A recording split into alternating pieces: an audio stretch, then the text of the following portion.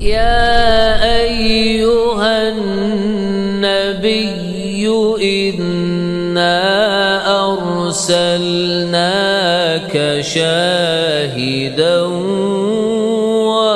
ومبشرا ونذيرا وداعيا إلى الله بإذنه وسراجا منيرا وبشر المؤمنين بأن لهم من الله فضلا كبيرا.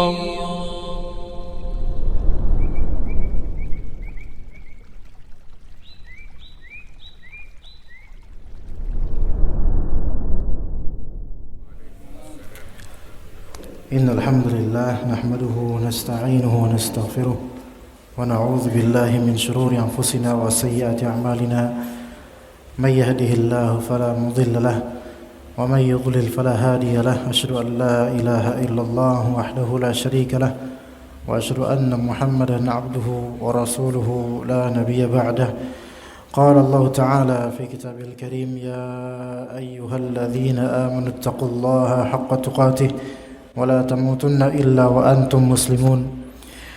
يا أيها الناس اتقوا ربكم الذي خلقكم من نفس واحدة وخلق منها زوجها وبث منهما رجالا كثيرا ونساء واتقوا الله الذي تساءلون به والأرحام إن الله كان عليكم رقيبا. فإن أصدق الحديث كتاب الله وخير الهدي هدي محمد صلى الله عليه وسلم وشر الأمور محدثاتها وكل محدثة بدعة وكل بدعة ضلالة وكل ضلالة في النار. أما بعد. Ikhwas sekalian rahimani wa rahimakumullah, keluar dari agamanya menuju ateisme, baik orang ini ada beberapa dari kalangan Islam, Muslim tadinya, dan lebih banyak lagi dari kalangan Nasrani. Mereka keluar dari agama mereka walaupun secara kartu kependudukan itu tertera nama agama asli mereka, tapi kepercayaan mereka terhadap agama itu terkikis sampai tidak punya belief, tidak punya kepercayaan lagi terhadap agama. Di antara penyebabnya adalah yaitu terlalu dalam nazar terhadap ketuhanan, terlalu dalam meneliti tentang ketuhanan, tentang divinitas. Lebih-lebih ketika dia mendapatkan konsep ketuhanan yang ditawarkan oleh pendeta atau gurunya itu tidak memuaskan kehausan pengetahuan atau kehausan penasarannya selama ini. Mulai dari apakah Yesus itu Tuhan, dan jika Tuhan kenapa kok disalib, kenapa, dan pertanyaan demi pertanyaan yang membuat mereka tidak lagi percaya dengan agama mereka dan pemuka agama mereka. Pun begitu terjadi pada beberapa orang yang tadinya Muslim, kemudian keluar dari agama Islam menuju ateisme disebabkan terlalu dalam untuk melihat atau meneliti tentang Allah Subhanahu wa taala, yang kemudian dirasionalkan dengan logika berpikir yang sederhana keduniaan. Dan itu yang akan kita bahas, suatu kaidah dalam al-aqidah at-tahawiyah yang dengan kalimat yang sederhana menjelaskan bahwasanya Allah Subhanahu wa taala secara hakikinya, zatnya itu tidak bisa dijangkau oleh pikiran kita dan dikarang-karang atau dikiaskan dengan makhluk. Di sini Al-Imam At-Tahawi rahimahullah berkata, la tablughul awham wala tudrikhul afham. La tablughul awham wala tudrikhu al afham. Di sini ada 4 kata yang akan kita bahas. Tablughu, kemudian al awham. Yang ketiga tudrikhu, kemudian tudrik, kemudian apa? Kemudian afham. Yang pertama ada bulugh yang artinya sampai. Kemudian ada waham. Kemudian ada pula istilah yang disebutkan di sini yaitu idrak. Kemudian ada istilah yang disebut faham. Ya. Dalam bahasa Arab yang juga diserap ke Indonesia, kalau kita lihat KBBI mungkin ada istilah namanya waham. Waham. W-A-H-A-M. Dan ada istilah namanya faham. Kedua lafal ini berasal dari bahasa Arab. Baik waham atau faham. Saya mau ngecek dari waham terlebih dahulu. Apa itu waham di KBBI? Ya. Apa itu? Menurut Kamus Besar Bahasa Indonesia, waham adalah keyakinan atau pikiran yang salah karena bertentangan dengan dunia nyata, serta dibangun atau unsur yang tidak logis, tidak berdasarkan logika. Ini waham. Ya, suatu keyakinan kalau sampai derajat meyakini sesuatu, maka ini buruk sekali. Karena dasarnya itu tidak logis, atau cuman selentingan pikiran yang salah. Kesalahannya di mana? Kesalahannya di pertentangan antara dunia nyata yang logis menurutnya dengan hakikat sebenarnya. Maka ini waham. Dan waham itu termasuk derajat bawah, sedikit di atas kejahilan. Sedikit di atas kejahilan. Kalau kejahilan itu kosong sama sekali, tidak ada pengetahuan. Kemudian ada waham. Waham ini tidak tahu, tetapi seolah-olah tahu. Maka ini bisa menjadi waham. Persangkaan dia yang tidak sesuai dengan kenyataan sebenarnya. Maka ini sesuatu yang waham. Atau kadang disebutkan dalam seingat saya disebutkan dalam bahasa Inggris seperti delusion, delusi, seperti delusi, ya, waham. Ini satu waham. Kemudian ada faham. Bedanya W dan F, ya. Coba kita lihat faham secara KBBI apa? Kalau di Indonesia ya, sebenarnya nggak jauh beda dengan bagaimana bahasa Arab. Kata paham, kalau di KBBI lebih tepatnya pakai P, bukan pakai F. Asalnya F tapi di P kan, jadi paham. Paham itu bisa artinya pengertian, bisa artinya pendapat, pandangan. Ya intinya faham itu adalah mengerti. Mengerti dengan baik itu faham. Kalau cuman tahu biasa, tahu ya. Tahu sama ngerti itu lebih tinggi ngerti, lebih tinggi faham. Ya, karena faham ini di derajat apa? Di derajat ilmu atau dzon rajih dalam bahasa Arabnya. Saya akan menyebutkan tingkatannya begini jemaah sekalian. Tapi nggak ada papan. Ceritanya aja. Giliran ada papan nggak nulis, giliran nggak ada papan butuh nulis, gitu ya. Ada 1, 2, 3, 4, 5, 6 tingkatan. Dari segi pengetahuan, namanya pengetahuan, dan ini masuk ke dalam ilmu mantik sebenarnya. Ada 6 martabat atau derajat pengetahuan.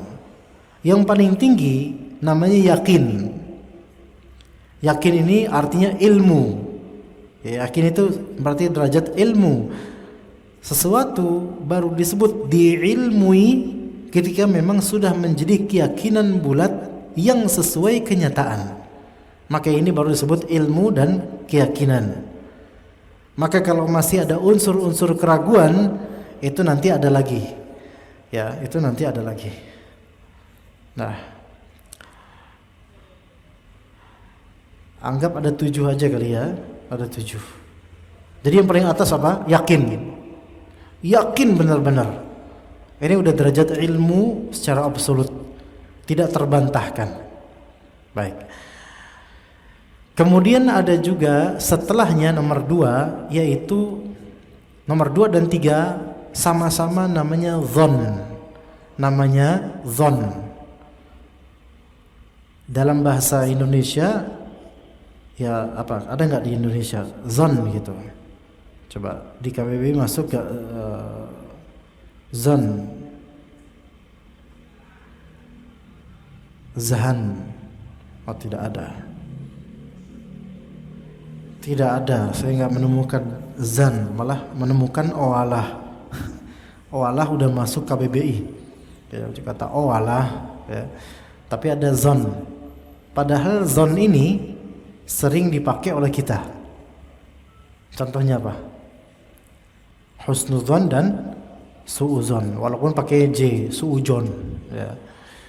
Tapi zon ini udah masyhur di telinga kita sebenarnya. Bahkan masyhur di lisan kita, tapi sepertinya belum masuk ke KBBI. Pakai O coba. Adanya zong, ya.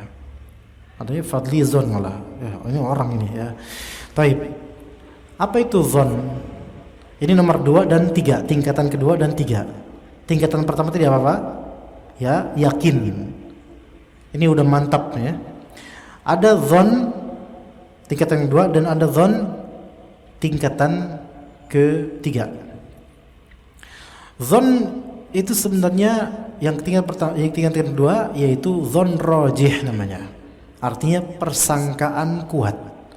Dia mempunyai indikator dan hampir menjadi proof yang absolut, bukti yang absolut. Ada indikasinya dan kuat sekali. Tetapi indikator yang kuat ini belum sampai derajat absolut, belum sampai derajat pasti, tak terbantahkan. Dia baru sampai derajat zon, baru sampai derajat zon tapi kuat. Rajih itu artinya kuat, zon rajih. Ya begitu ya. Yang ketiga ada zon yang marjuh. Zon yang marjuh yaitu persangkaan tapi nggak kuat, proofnya itu lemah. Cuman dia punya persangkaan gitu loh. Proofnya itu, buktinya itu lemah, evidence-nya itu belum terbukti dan belum begitu mengarah ke sana gitu. Hanya persangkaan. Jadi bahasanya sangka. Zon itu persangkaan. Nah, persangkaan itu kan bermacam. Ada persangkaan yang kuat, hampir yakin, dan ada persangkaan yang lemah yang disebut zon marjuh. Zon marjuh. Jadi ada yakin, kalau yakin ini absolut, dia proof dan evidence-nya itu absolut, tidak bisa dibantah lagi, sesuai kenyataan dan hakikat. Ada juga zon nomor 2 yaitu zon yang kuat, persangkaan kuat. Yang ketiga zon yang marjuh, persangkaan lemah. Nah, di sini jemaah sekalian, ikhwan, faham yang namanya faham itu yang pasti nomor pertama disebut paham. Ya, disebut faham.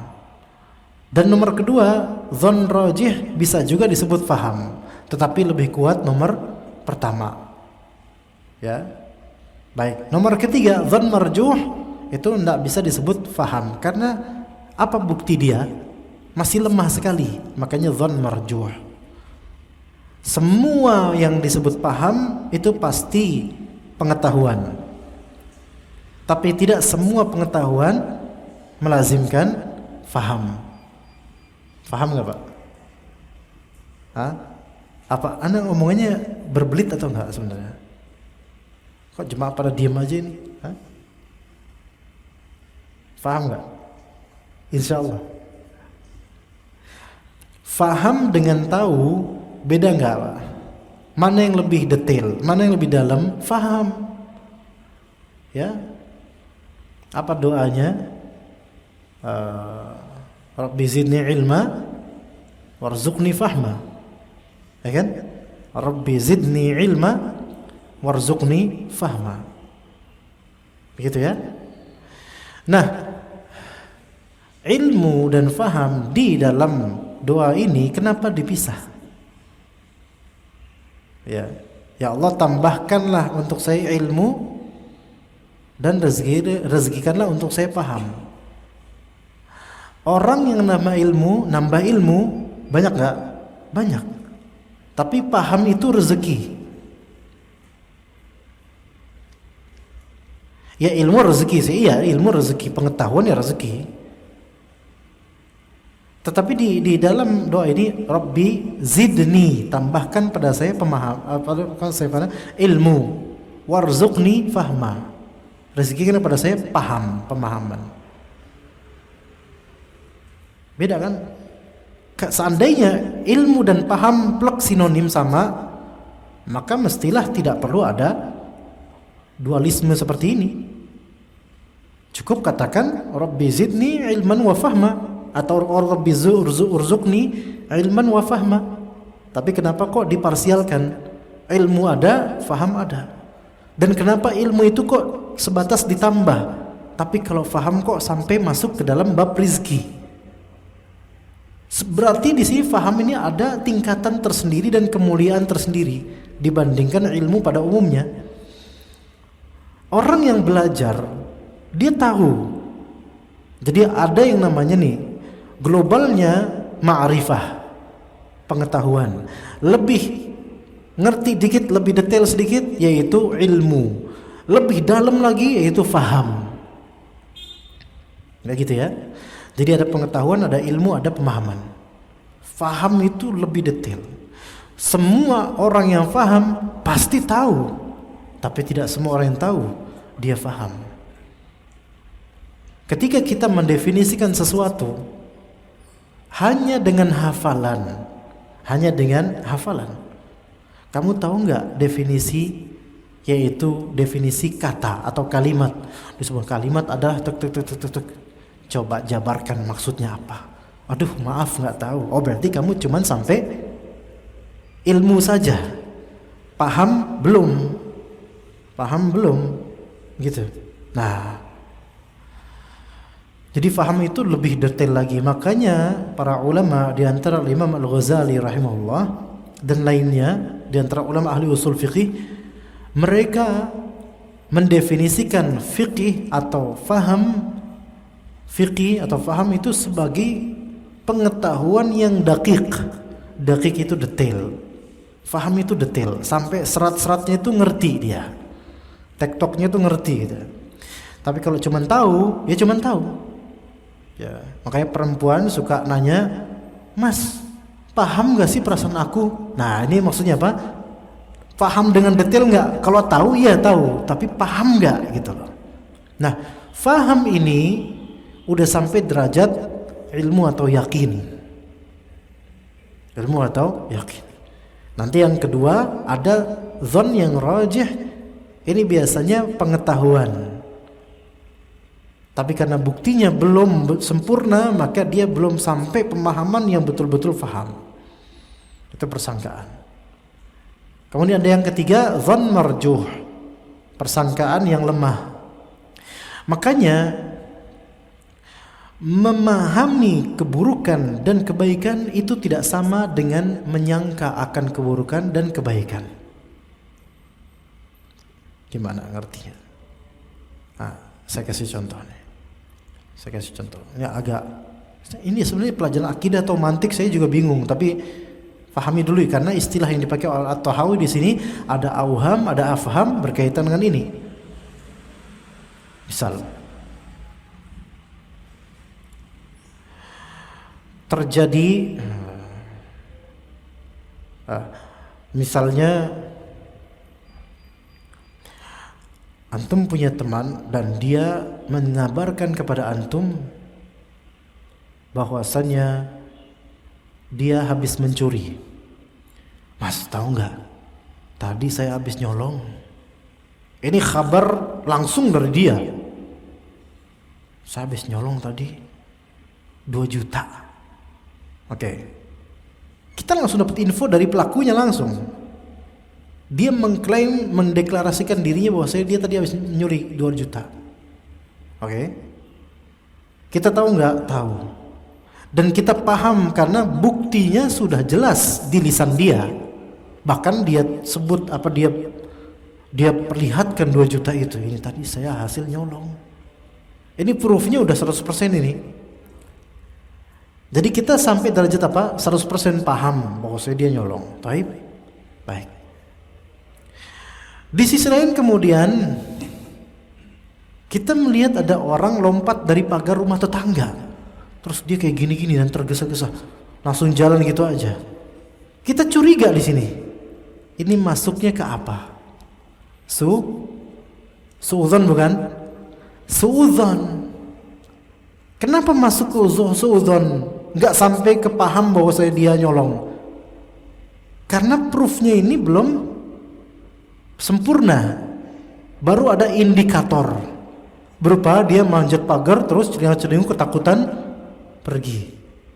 Ini namanya persangkaan. Indikatornya ada, ya itu tadi gerak-geriknya itu aneh. Ini gerak-gerik maling ini. Ya. Tapi belum ada proofnya. Kemudian ternyata ada CCTV. Semua merekam kegiatan dia di rumah itu, ternyata dia benar nyolong. Maka di sini dengan bukti CCTV, tingkatannya dari suudzon menuju ke yakin bahwasanya dia maling. Nah gitu Pak. Yang dilarang dalam Islam apa? Suudzon. Tetapi suudzon pun ada variannya gitu kan? Yaitu zon persangkaan. Ingat persangkaan itu buktinya belum betul-betul 100% konkret terbukti, tapi indikatornya ada. Namun ada suudzon yang sifatnya atau zon yang sifatnya marjuh, lemah. Zon yang sifatnya lemah. Contoh, saya dikabari oleh teman, tahu nggak? Antum tahu nggak si fulan? Kenal si fulan? Anak kenal. Emang kenapa? Dia itu pencuri gitu. Udah gitu aja. Udah seperti itu aja. Dia itu pencuri tahu, suka nyolong. Udah gitu doang. Buktinya apa? Pokoknya antum percaya aja lah mana katanya. Lah, sebentar. Tapi mulai dari situ anak suudzon, anak mulai waspada sama dia. Hanya berdasarkan omongan statement vonis seperti itu. Ini kan sudah terjadi zon. Tetapi karena buktinya sangat lemah, maka jadi zon yang marjuh, persangkaan yang lemah. Ini level ketiga. Level keempat. Level keempat ini syak. Ya, level keempat ini syak. Atau bahasa kitanya ragu-ragu, 50-50. Ya, 50-50. Syak bukan shock, ya. Apalagi gisok, itu jam tangan. Syak, ya. 50-50 ini. Baina-baina. Dia iya atau enggak, itu ragu. Maka ini syak. Dan syak ini dibilang persangkaan bukan, bingung ya, di tengah-tengah. Dia tidak masuk ke dalam ilmu. Syak tidak masuk ke dalam ilmu. Kemudian di bawahnya nomor kelima ada waham. Waham ini seperti yang tadi kita lihat di KBBI juga benar juga, cukup bagus definisinya walaupun tidak 100% menyeluruh. Waham yaitu keyakinan atau pikiran yang salah karena bertentangan dengan kenyataan dan biasanya dibangun atas unsur yang tidak logis. Itu waham. Banyak khayalan-khayalan yang sesungguhnya layak disebut waham. Ya, terutama khurafat-khurafat itu waham, rata-rata waham. Meyakini atau ada pikiran, jadi saya kok kucing ke masjid pas lagi kajian, itu saya curiga Pak. Bukan karena dia jin, khawatir kencing, itu aja. Karena waktu saya ngajar di Kalimantan dulu, lagi ngajar jemaah anak-anak itu pesantren, Tiba-tiba dari pintu masjid kucing enak banget nyelonong gitu. Terus ke saya, terus ngebelakangin saya, terus ngencingin saya. Itu dulu pernah seperti itu. Jadi tolong diberi nasihat itu kucing supaya jangan sampai kencing di rumah Allah. Tapi kalau dia kencing, tahan dulu kencingnya ya. Biarin aja dia kencing, karena badui saja ketika kencing di masjid Rasulullah SAW, dibiarkan dulu sampai selesai kencingnya, baru disiram. Ya. Ngomong apa saya? Kenapa saya sampai situ? Tadi apa yang saya bicarakan, Pak? Contohnya tadi apa ya contohnya? Saya beri kasih contoh nggak tadi, Pak? Sufi hurufat. Misalnya, masuk lagi ente, ya nggak apa-apa lah. Mungkin mau dapat pahala mungkin. Contoh. Suatu ketika seseorang melewati pohon beringin. Kemudian dia melihat salah satu hantu klasik Indonesia, HCI, hantu klasik Indonesia. Ya, biasanya di pohon beringin apa, ikhwan? Ya, nggak jauh-jauh dari itulah. Ya, kuntilanak mungkin, anggaplah dia.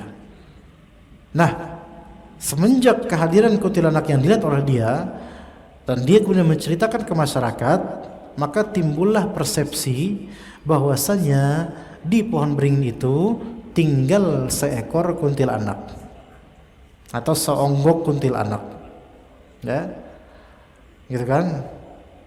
Dari persepsi itu mulai tumbuh, apalagi kita ini Indonesia ya, kearifan lokalnya itu luar biasa.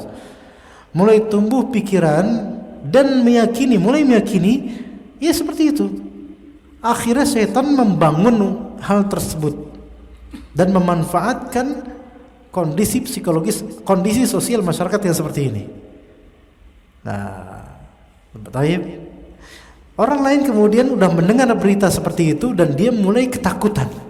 Lewat situ malam-malam timbullah selentingan perasaan atau sampai derajat keyakinan bahwasanya di sini ada penunggunya, dan penunggunya tersebut berupa hantu kalangan jin, seonggok kuntilanak. Oke? Pertanyaan keyakinan ini keyakinan apa? Masuk ke dalam yakin ilmu atau masuk ke dalam zon atau syak, ragu-ragu, atau waham? Waham. Kenapa? Karena tidak berdasarkan logika, gitu kan? Nggak berdasarkan logika. Ya, ngapain coba kuntilanak tinggal di situ tuh ngapain? Walaupun memang itu urusan jin ya, mau tinggal di mana itu urusan dia. Tapi kita pakai logika dulu. Nah, ketika waham itu menjadi bangunan yang kuat dalam hati, menjadi keyakinan, maka delusi ini kalau untuk dunia jin itu akan dimanfaatkan oleh jin untuk berkarya sesuai dengan mindset mereka. Akhirnya lewat situ jin si kuntilanaknya nampak dengan bentuk serupa dengan kemarin. Akhirnya makin lama yang tadinya derajatnya tuh waham, delusi dan khayalan sampai derajat apa? Keyakinan ilmu. Nah, itu ada cerita diceritakan oleh salah satu ustadz ya, Ustadz Abu Haidar bercerita. Ada di suatu pohon di tanah Sunda lah di desa. Itu di situ dikenal keramat. Orang-orang kalau situ takut karena mesti ngelihat setan.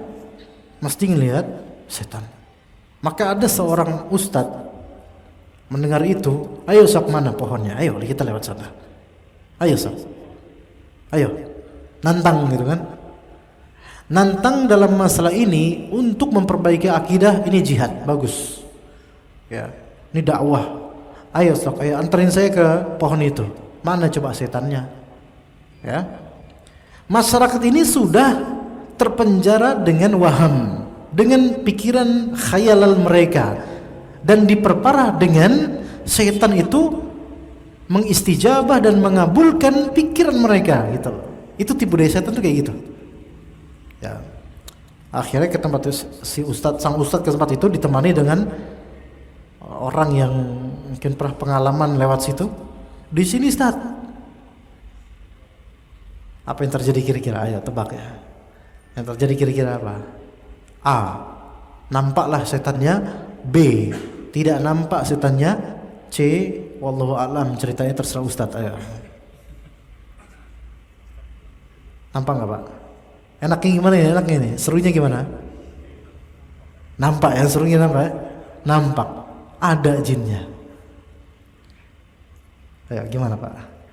Kira-kira kalau antum jadi ustadz ini, sikap apa yang akan antum lakukan? Apakah antum terseret dengan waham orang-orang yang sudah menjadi terbukti realita? Mau kayak gitu? Terseret dengan pikiran atau wahamnya orang-orang? Atau karena ini akidah, karena ini tipu daya, antum langsung memberantasnya? Maka sang ustadz langsung menceramahi setannya yang nampak itu. Takutlah kamu kepada Allah, kamu menipu manusia. Takutlah pada Allah, bertaubatlah kamu, bertaubat dan seterusnya. Akhirnya setelah itu hilang jin itu, dan setelah peristiwa itu enggak pernah nampak lagi itu jin. Mungkin hijrah, udah hijrah secara amalan dan hijrah secara tempat mungkin taubat jinnya habis itu. Lihat di sini jemaah. Ini menunjukkan di dunia ini sesuatu yang tadinya hanya khayalan dan waham itu bisa dipermainkan oleh syaitan. Bisa dipermainkan oleh syaitan. Bisa, sangat bisa. Baik berupa penampakan setan ataupun hal-hal yang berkaitan dengan Allah Azza wa Jalla. Ya, berkaitan dengan Allah Azza wa Jalla. Kata Imam At-Tahawi, tadi masih nomor 5 ya. Waham ya. Yakin, dzan rajih, dzan marjuh, syak, waham, jahl. Ketidaktahuan, tidak tahu. Maka ini empty, kosong. Tidak ada persepsi, tidak ada persangkaan, tidak ada ilmu, enggak tahu, khalas. Ini namanya jahl basit. Jahl basit itu tidak tahu dan dia mendeklarasikan saya tidak tahu. Ini bagus. Bagus di pernyataan saya tidak tahunya, tidak bagus di tidak tahunya. Maka orang yang nggak tahu bilang ya saya nggak tahu, itu bagus dari segi dia menginfokan kenyataan diri nggak tahu. Yang jelek double kuadrat ya, itu adalah yang ketujuh, yaitu namanya jahl murakkab. Ini bodoh kuadrat. Nah, seperti apa? Dia tidak tahu, tapi dia mempesonakan dirinya seolah-olah tahu. Lah ini jahl murakkab namanya. Enggak tahu tapi belaga tahu. Bang, jalan ke Bekasi mana ya Bang ya?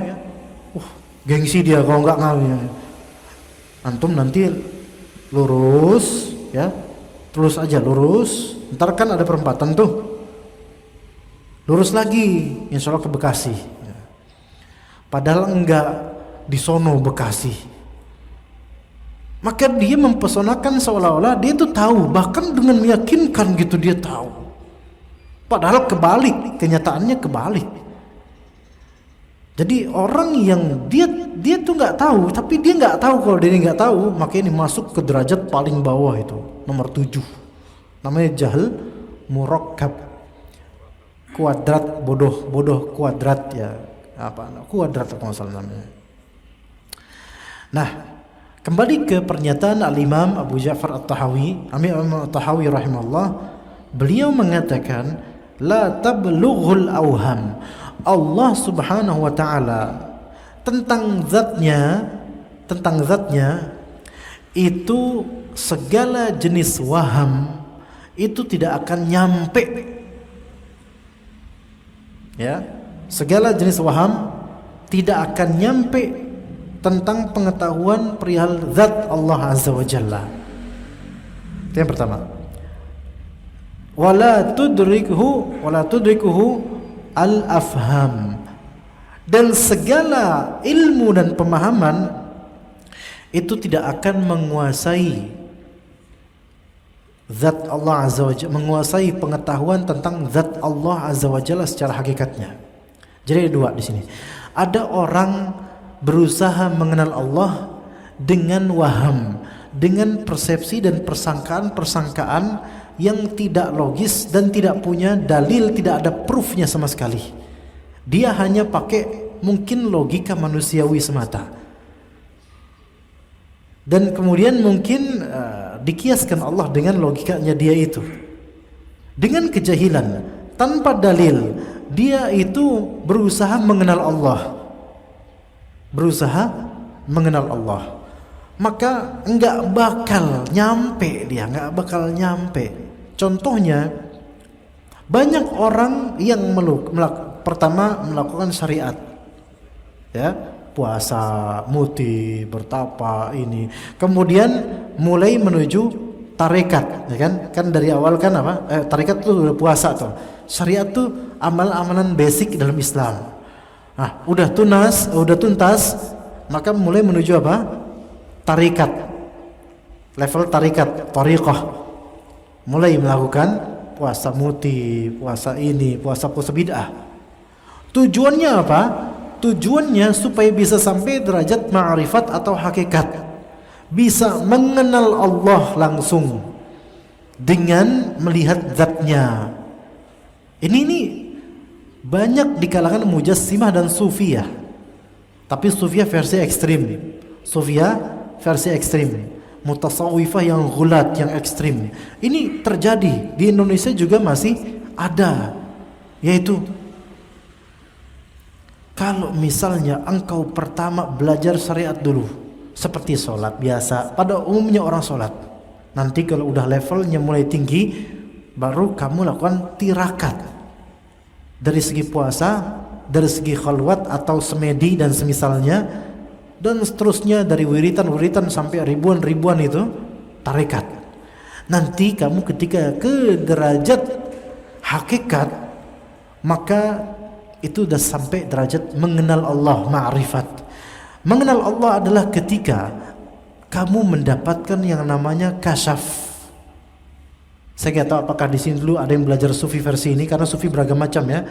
Ada yang namanya kasyaf. Pernah dengar kasyaf jemaah? Anda bukan orang sufi, bukan. Cuman ini emang masyhur di istilah sufi. Ya. Coba, Sunda itu artinya Sunda kasep. Nah, kasep. Ganteng, cakep. Ada kemungkinan serapan dari kasaf. Karena kasaf itu tampak indahnya gitu loh. Makanya Bang Yusma kasep gitu. Ya kan? Kasep show ya. Nah, kasep ganteng. Karena kasaf itu seperti gini, ada hijab dibuka kayak gitu. Ini namanya kasyaf. Penampakan kasyaf di sini penampakan hal-hal yang indah. Maka kalau sudah puasa tirakat benar-benar wiritannya ribuan dan seterusnya, maka kasyaflah, terkasiflah. Hijab tersebut terkasifkan. Di situ dia akan melihat hal-hal yang tidak dilihat oleh umumnya orang. Penampakan yang indah. Dan sebagian dari sufi yang versi ekstrim itu menganggap apa yang ditampakkan adalah Allah. Dilihat langsung di dunia ini setelah menuntaskan level tarikat menuju ma'rifat dan hakikat. Kasyaf. Ini sampai sini. Pertanyaan Anda, mereka menyatakan melihat Allah langsung dan mendeskripsikan Allah itu bagaimana di penglihatan mereka. Ini masuk ke derajat mana yang tadi? Dari derajat mana jemaah? Ayo silakan. 1, 2, 3, 4, 5, 6 atau 7? Ayo mana? Jahal pasti. Waham. Kenapa waham? Karena dibangun di atas delusi, khayalan, tidak logis. Kok tidak logis? Karena Allah tidak akan terlihat di dunia ini. Makanya nggak bakal waham-waham itu mencapai keilmuan sebenarnya tentang Allah, nggak bakal. Lalu apa yang mereka saksikan ketika itu semua adalah tipu daya setan. Jadi yang tadi saya bilang, jam berapa ini? Mau jam 1 ini, Masya Allah. Yang tadi saya bilang, betapa banyaknya di masyarakat ini persepsi yang berasal dari waham disuburkan tiap hari, berlanjut ke keyakinan yang itu nggak benar sama sekali. Karena pembinaan waham inilah, khayalan inilah, persepsi khayalan inilah yang subur di dirinya sampai meyakini sesuatu yang tidak logis sama sekali. Nah, itu waham. Allah subhanahu cara mengenal Allah tidak bisa dengan waham. Malah itu justru ditipu 100% oleh syaitan. Pernah dengar gak seorang alim, dia sholat tahajud khusyuk, Masya Allah, luar biasa. Suatu ketika datang kepadanya cahaya. Ini ceritanya, kisahnya kalau tidak salah Abdul Qadir Jailani kalau salah. Wahai Abdul Qadir, sudah, selesailah. Kamu tidak usah beribadah lagi. Kewajibanmu, pembebanan syariat untukmu itu sudah diangkat. Kamu adalah orang soleh, maka tidak perlulah kamu ibadah lagi. Apa kata alim ini? Dinisbatkan cerita ini kepada Abdul Qadir Jailani. Apa kata beliau? Kadzabta ya syaitan. Engkau telah berdusta wahai setan. Kamu pasti setan. Paham gak di sini, ikhwan? Mungkin kalau kita saat malam tiba-tiba secercah cahaya, wah, kita bingung nih. Ini jodoh apa malaikat nih? Bingung nih kan? Apa nih? Terus ada suara menggema atau menggaung, wahai hambaku, sudahlah, jangan letihkan dirimu. Beban syariat telah terangkat untukmu. Engkau adalah hamba pilihan, dipuji-puji. Mungkin kalau kita, wah, Masya Allah, Alhamdulillah, saya nggak perlu sholat lagi, ya. Tapi karena Abdul Qadir Jailani atau ulama yang semisal punya ilmu, akhirnya dibilang, engkau telah berdusta wahai syaitan. Engkau bukan Allah. Apa indikasinya? Karena engkau menyuruh saya tidak usah ibadah lagi, saya tidak punya kewajiban syar'i sama sekali, maka ini bukan syariat Allah. Habis itu apa? Hilang cahayanya, hilang kholas, hilang. Karena tipu daya ketahuan. Nah, ini kalau orang yang biasa membangun pikirannya dengan delusi dan waham dan khayalan, kena seperti ini, oh sudah, tambah GR dia, asik, alhamdulillah nih, saya nggak perlu sholat lagi, ya kan? Gitu. Lah apalagi kalau misalnya cium tangan wali majdzub. Wali majdzub itu adalah wali yang tidak tampak pada dirinya kewalian, bahkan tampak pada dirinya kegembelan. Ya, kelakuan gembel, pakaian gembel, rambut gimbal, isinya kecoa sama kutu-kutu. Ya. Kemudian telanjang dada dan cuman pakai sarung yang itu lusuh sekali, kemana-mana ngerokok kayak orang gila, dan memang gila. Dan santai-santai pakai peci dengan baju yang rapi, cium tangan pada dia. Taib. Dari mana mereka bisa melakukan hal seperti itu, cium tangan orang gila? Dari mana? Dari waham, delusi, khayalan bahwasanya orang ini wali. Khayalan semata. Jadi yang namanya khayalan dan persepsi yang tak ada dasar itu ketika dibangun bisa menjadi keyakinan. Apalagi kalau tentang Allah bisa menjadi tipu daya syaitan di situ. La tablughu al-awham wa la tudrikuhu al-afham. Nah, sekarang level yang lebih baik lagi. Walaupun dulunya harus diwaspadai. Afham itu faham. Artinya orang ini punya ilmu, punya dasar, punya dalil qat'i, 100% ini dalil. Tetapi pemaknaan terhadap dalil itu tetap tidak bisa mendeskripsikan bagaimana zatnya Allah, karena belum pernah dia melihatnya. Saya kasih contoh. Bentar, itu jam berapa? Wah, contohnya 2 menit aja nih. Apakah Allah punya wajah? Punya. Dalilnya ada enggak? Ada. Wa yabqa wajhu rabbika dzul jalali wal ikram. Wajah Rabbmu. Satu. Kemudian kata Nabi SAW di setiap hari Jumat nanti, penduduk surga akan melihat wajah Allah, dan itu adalah senikmat-nikmat kenikmatan di surga. Ini menunjukkan wajah Allah ada. Tahib. Ilmu bukan ini, jemaah, ilmu bukan? Ilmu kan? Ilmu. Dan antum melihat dalilnya sahih Al-Quran dan hadis. Dan antum faham maknanya, faham tafsirnya. Oke, faham nih sekarang. Oke?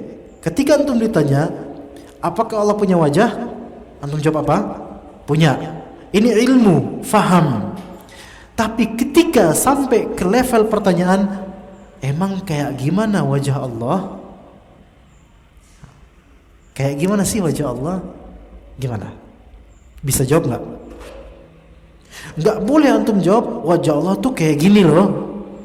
Itu masuk ke dalam mujassimah musyabbihah, menyerupakan Allah dengan makhluk.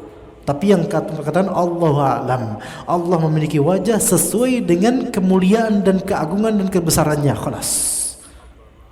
Allahu a'lam. Kenapa kita dibatasi dan tidak boleh mendeskripsikan wajah Allah Azza wa Jalla dan kebagaimanaannya? Kenapa begitu?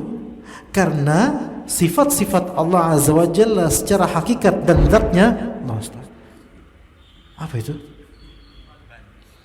Secara zatnya itu tidak pernah kita saksikan, betul nggak? Kita itu baru bisa mendeskripsikan sifat sesuatu zat ketika satu, kita pernah melihatnya langsung, baru kita bisa, ya. Oke, nggak harus melihat langsung deh, tapi kita pernah mendapatkan kabar persis tentang tata cara zatnya. Tapi ada nggak Rasulullah mendeskripsikan bahwasanya wajah Allah kayak gini? Nggak ada. Close, itu nggak ada. Atau dengan cara ketiga, kita mengkiaskan zat tersebut dengan zat lain dengan nama yang sama tapi hakikatnya berbeda, kita kiaskan. Itu cara ketiga. Ada wajah Allah, ada wajah manusia, ada. Selama ini kita tuh melihat wajah 1000 wajah dalam sehari misalnya. Oke? Yang namanya wajah di benak kita, ya wajah ini. Cara ketiga ini cara terakhir. Maka apakah boleh kita kemudian mengatakan, oh wajah Allah itu ya kayak wajah antum-antum ini gitu misalnya? Nggak bisa kan? Nggak bisa. Yang pertama tadi apa? Kita melihatnya langsung nggak? Nggak bisa. Close. Oke, cari cara kedua, yaitu cari kabar dari Rasulullah SAW tentang bagaimana wajahnya Allah. Bagaimana coba bentuknya atau nggak boleh ya, nggak ada. Close. Nggak ada riwayat yang dipercaya tentang itu. Dan yang ketiga, ini pakai logika, pakai kias. Karena namanya wajah dan kita itu melihat 1000 wajah dalam sehari, maka apakah wajah Allah itu serupa dengan wajah yang ada di benak kita? Tidak mungkin. Nggak bisa, karena kata Allah, laisa kamitslihi syai', tidak ada yang serupa dengan Allah Azza wa Jalla dalam semua sifatnya. Maka 3 pintu ini ditutup. Artinya la tudrikhu al-afham. Sepaham-pahamnya kita akan makna sifat-sifat Allah, tidak akan bisa kita mendeskripsikan zatnya, kebagaimanaannya. Baik itu wajah Allah, baik itu tangan Allah, baik itu dalam riwayat juga sak, yaitu betisnya Allah ada, atau kakinya Allah, itu ada dalilnya semua. Tetapi kita hanya menyatakan semua sifat-sifat dzatiyah tersebut, sifat-sifat zatnya Allah itu ada dalilnya sesuai dengan kemuliaan dan kemahagungan Allah. Selesai.